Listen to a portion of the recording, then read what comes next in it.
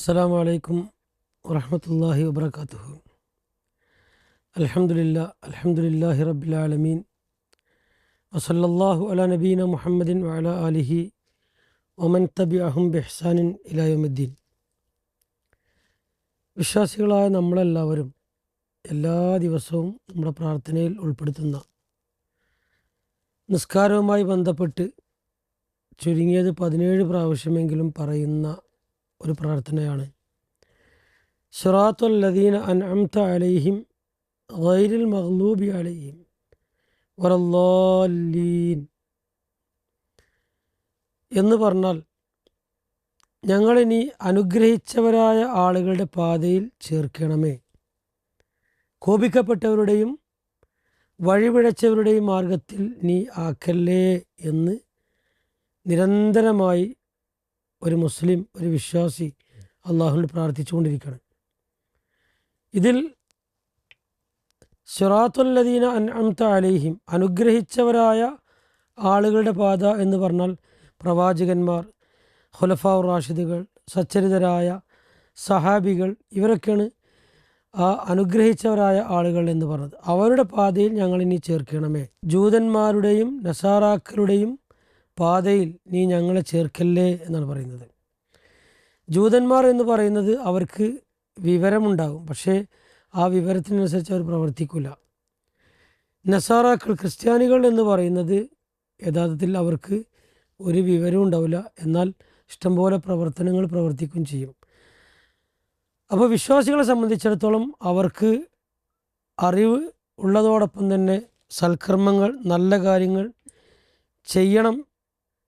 ആ കൂട്ടത്തിൽ ഞങ്ങളിനി ഉൾപ്പെടുത്തണമേ എന്നാണ് അള്ളാഹുവിനോട് ഒരു മുസ്ലിം നിരന്തരമായി പ്രാർത്ഥിച്ചുകൊണ്ടിരിക്കുന്നത്.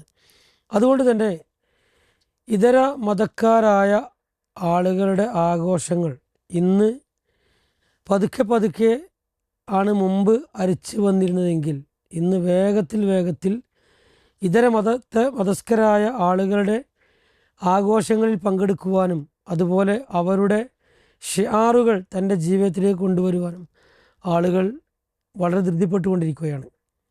ഇന്ന് നമുക്ക് മുസ്ലിങ്ങളായ പല ആളുകളുടെയും അവരുടെ കച്ചവട സ്ഥാപനങ്ങളിലും അവരുടെ ഹോസ്പിറ്റലുകളിലും അവരുടെ മറ്റ് സ്ഥലങ്ങളിലുമൊക്കെ പോയാൽ നമുക്ക് കാണാൻ സാധിക്കുന്നത് ഇന്ന് ഇതര മതക്കാരായ ആളുകളുടെ ആചാരങ്ങളും അനുഷ്ഠാനങ്ങളും അവരുടെ ഉത്സവങ്ങളുമൊക്കെ അവരിലും നടത്തിപ്പോരുന്നു എന്നുള്ളതാണ്.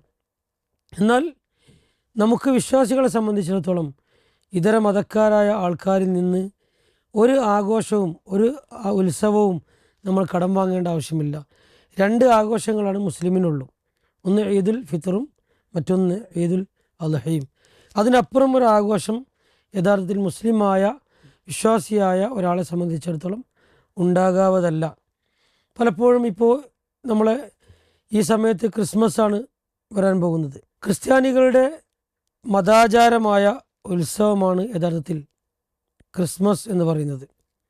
ഇത് മഹാനായ ഈസാ നബി അലൈഹി ഇസ്ലാമുമായി ബന്ധപ്പെട്ട് അള്ളാഹുവിൻ്റെ പുത്രനാണ് ഈസാ നബി എന്ന് പറയുന്ന വളരെ വലിയ ഒരു അപരാധം, അത് പറഞ്ഞ ആ വിശ്വാസവുമായി ലയിച്ചു പോകാൻ ഒരു മുസ്ലിമിന് എങ്ങനെയാണ് കഴിയുക?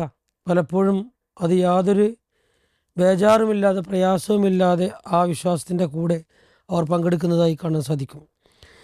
എന്നാൽ ഇസ്ലാമിക വിശ്വാസപ്രകാരം അള്ളാഹുവിന് പുത്രന്മാരില്ല എന്നുള്ളതാണ്. മഹാനായ ഈസാ നബി അലൈഹി സ്വലാം അള്ളാഹുവിൻ്റെ ദാസനാണ്, അള്ളാഹുവിൻ്റെ അടിമയാണ്, പ്രവാചകനുമാണ്. എന്നാൽ ക്രിസ്മസ് ആഘോഷത്തിൻ്റെ മതപരമായ ഉള്ളടക്കം എന്ന് പറയുന്നത് അത് ശിർക്ക് കലർന്ന വിശ്വാസമാണ്, ബഹുദൈവ വിശ്വാസവുമായി ബന്ധപ്പെട്ട കാര്യമാണ്. അതുകൊണ്ട് തന്നെ അത് ഇസ്ലാമിൻ്റെ അടിസ്ഥാന ഘടകങ്ങൾക്ക് ഘടകവിരുദ്ധവുമാണ്. അത്തരം വിശ്വാസങ്ങൾ ഒരിക്കലും ഒരു വിശ്വാസിയെ സംബന്ധിച്ചിടത്തോളം ഉണ്ടാകാൻ പാടില്ലാത്തതാണ്. ക്രിസ്മസ് ആഘോഷിക്കുന്നത്, അതിന് ആശംസകൾ പറയുന്നത് അനുവദനീയമാണോ എന്ന് പണ്ഡിതന്മാർ ചർച്ച ചെയ്യപ്പെട്ടിട്ടുണ്ട്.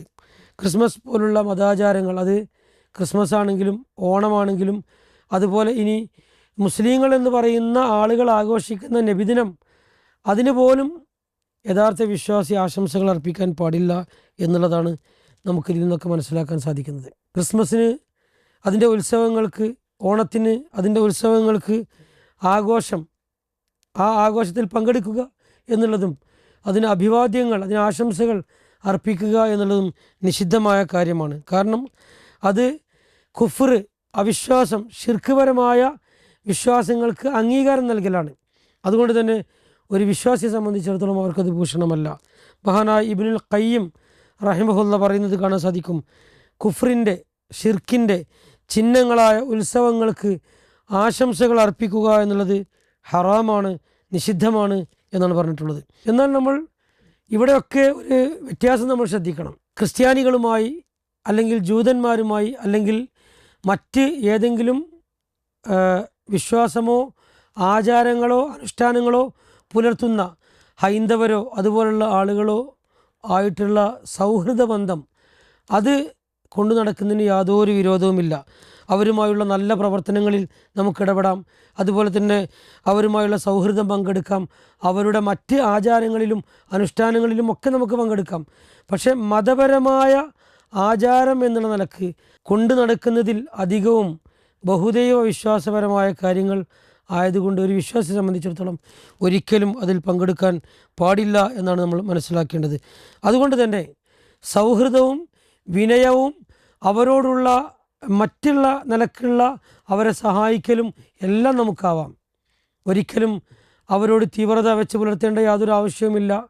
എന്നാൽ അവരുടെ മതം ഒരിക്കലും, അവരുടെ വിശ്വാസം ഒരിക്കലും വിശ്വാസിയെ സംബന്ധിച്ചിടത്തോളം കടം വാങ്ങേണ്ട ആവശ്യം നമുക്കില്ല. അതിന് ആ വിശ്വാസത്തെ ശക്തമായി നമ്മുടെ വിശ്വാസം പഠിപ്പിക്കുകയും ആ വിശ്വാസത്തിലേക്ക് ആളുകളെ ക്ഷണിക്കുകയും എല്ലാവർക്കും ഈ ലോകത്ത് സ്വാതന്ത്ര്യമുള്ളതുപോലെ തന്നെ യഥാർത്ഥ വിശ്വാസത്തിലേക്ക് ക്ഷണിക്കുകയും ചെയ്യുക എന്നുള്ളതാണ് ഒരു വിശ്വാസിയുടെ ബാധ്യത എന്ന് നമ്മൾ മനസ്സിലാക്കേണ്ടതുണ്ട്. അപ്പോൾ അഖീദ, നമ്മുടെ യഥാർത്ഥ വിശ്വാസം സംരക്ഷിക്കുന്നതിനുള്ള യഥാർത്ഥ നിർദ്ദേശങ്ങൾ ഇസ്ലാം നൽകിയിട്ടുണ്ട്. ആ യഥാർത്ഥ നിർദ്ദേശങ്ങൾ പാലിച്ചുകൊണ്ടും അനുസരിച്ചുകൊണ്ടുമാണ് നമ്മൾ ജീവിക്കേണ്ടത്.